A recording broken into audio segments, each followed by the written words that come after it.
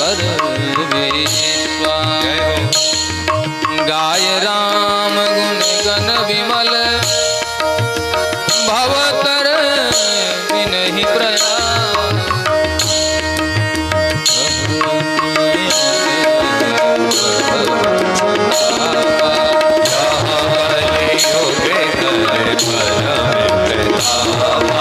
श्री राम जय राम जय जय राम।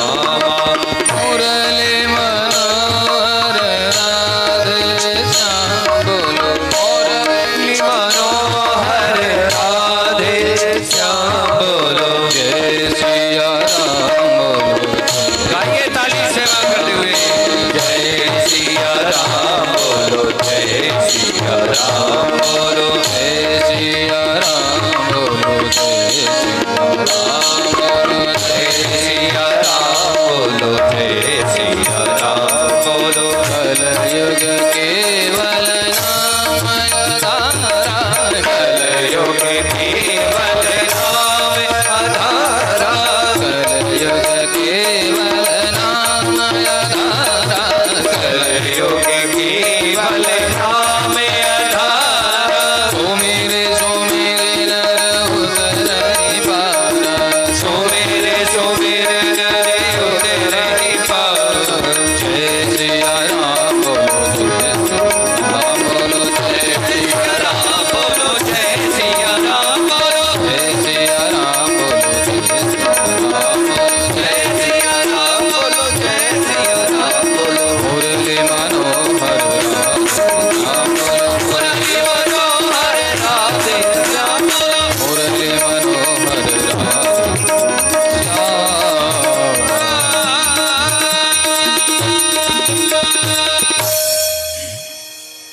मानस पुण्य हो नहीं पापा। कलयुग में एक डिस्काउंट है, छूट।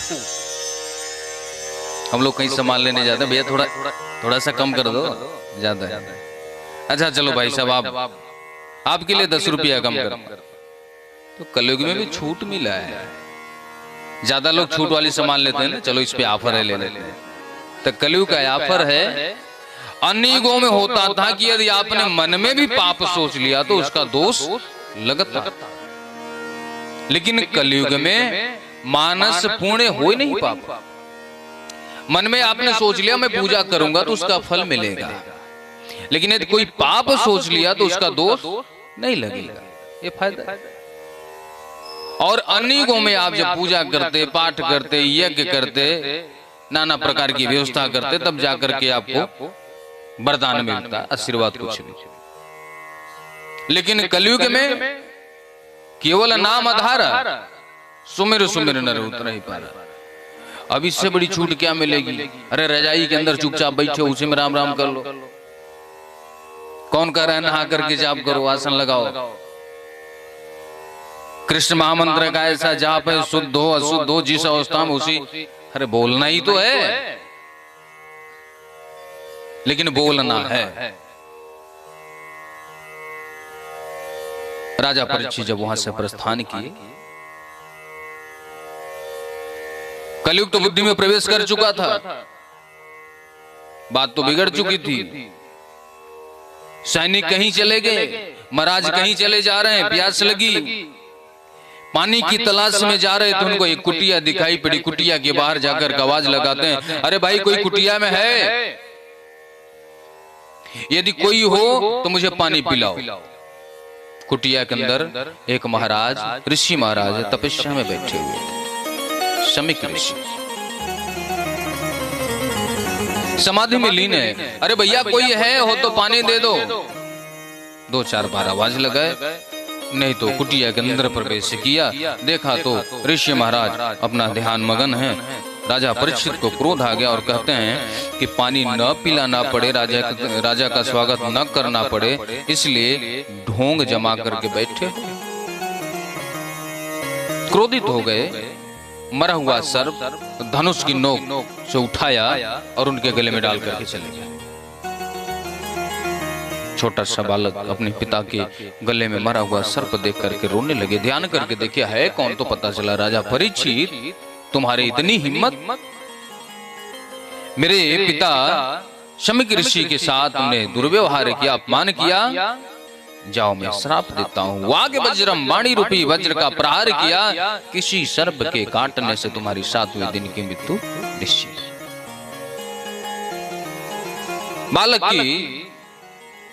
बालक को रोते हुए देखा, शमीक ऋषि की समाधि टूटी, सर्प को कहीं फेंक दिया। बालक को रोते हुए देख करके कहते, बेटा क्यों रो रहे हो? बोले, पिताजी आपके गले में मरा हुआ सर्प पड़ा था, आपको पता है किसने डाला? अरे मुझसे क्या मतलब, मुझे भजन करना है। सर्प को किन्होंने कर दिया? बोले, मैंने उसको छोड़ा नहीं, मैंने उसको श्राप दे दिया और राजा परीक्षित थे। अरे नालायक, तुमने क्या कर दिया? वो राजा थे, राजा है, वो हमारे दरवाजे आए थे, उनका स्वागत करना था और उल्टा तुमने श्राप दे दिया। ऋषि बालकों को बुला करके कहते हैं, बेटा आप लोग चले जाओ, राजा परीक्षित से बताओ कि 7वें दिन की उनकी टिकट कंफर्म है। ऋषि बालक जाते हैं। जो राजा परीक्षित मुकुट पहने हैं, राजा परीक्षित जैसा कोई ईमानदार तो हो ही नहीं सकता। अब उनके जो सर पे मुकुट है, क्या चोरी बेईमानी का सोना था? कलयुग प्रवेश किया उसमें, ये बेईमानी का सोना था। जरासंध को छल से कन्हैया ने मरवाया था और उसी की मुकुट ला करके राजकोष में रखा गया था। वही मुकुट पहन करके आज राजा परीक्षित गए हुए हैं, इसलिए उसमें कलयुग प्रवेश किया। जैसे मुकुट उतार कर रखा, अरे मैंने क्या कर दिया? संत का, ऋषि का अपमान मैंने कर दिया। अपने आप को कोसते हैं, लेकिन काब रखा जब कृषि सुखाने। अब तो कृषि सुख गई, बात बिगड़ गई। ऋषि बालक आगे कहते, महाराज 7वें दिन आपकी मृत्यु निश्चित है। दुखी नहीं हुए, प्रसन्न हुए।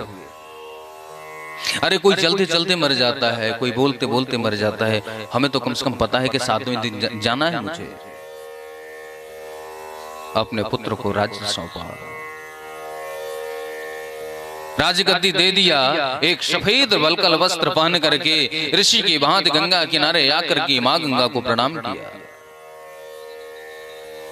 जैसे सिर ऊपर उठा करके देखा तो वहां एक नहीं है, वहां पे तो 88,000 ऋषि विराजमान हैं, बड़े बड़े संत, पराशर, व्यास, अंगिरा, सरद्दा, चौन, भृगु, गाद, सुत, देवल, राम, तीर्थ, बड़े बड़े ऋषि विराजमान। एक साथ इतने संतों का दर्शन पा करके कहते, ऋषि ने मुझे श्राप नहीं दिया बल्कि वरदान दिया। अरे ऐसे श्राप को वरदान ही बोला जाएगा भाई? सारे संत ऋषि आपस में बात कर रहे हैं कि 7 दिन के अंदर जाना है इनको। 7 दिन के अंदर कौन से ऐसी पूजा की जाए जिसमें इनका कल्याण हो जाए। 9 दुर्गा की पूजा कराएंगे तो 9 दिन लगेगा। महामृत्युंजय जाप कराया जाए तो वो तो 40 दिन लगेंगे, 42 दिन लगेंगे।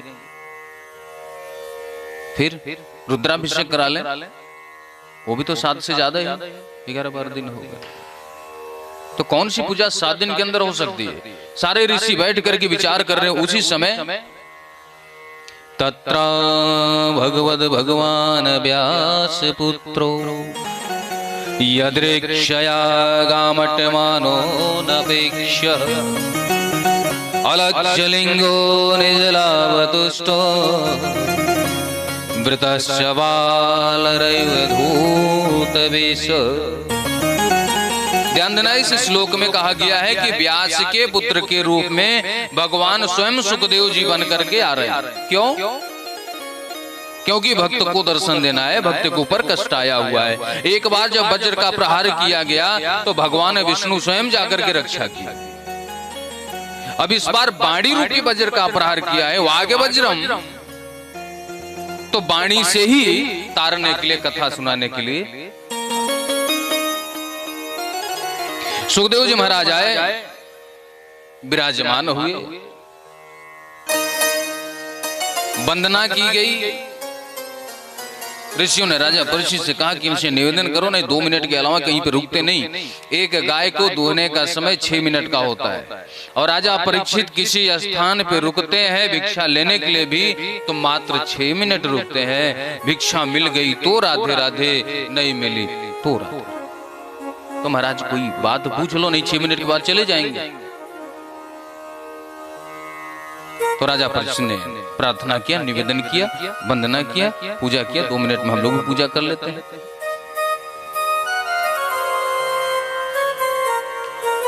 हरि नाम सुनाने वाले, हरि नाम सुनने वाले हाथ उठाओ। बोलो बांके बिहारी लाल की।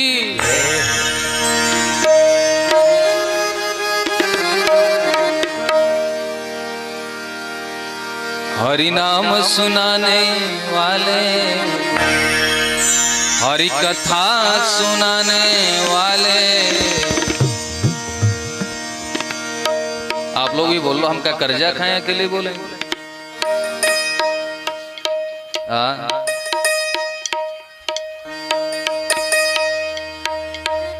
हरि नाम सुनाने वाले, हरि कथा सुनाने वाले, तुमको लाखों प्रणाम